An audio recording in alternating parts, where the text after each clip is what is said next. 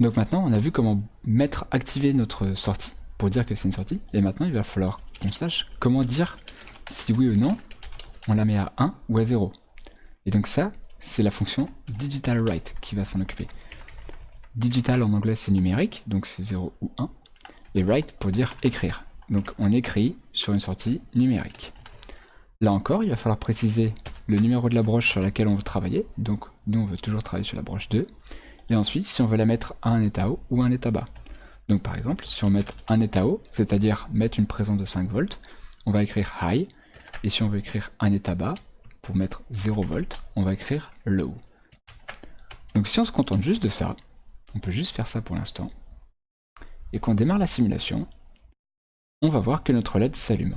En effet, ici, on a démarré le programme en mettant la pin 2 en sortie.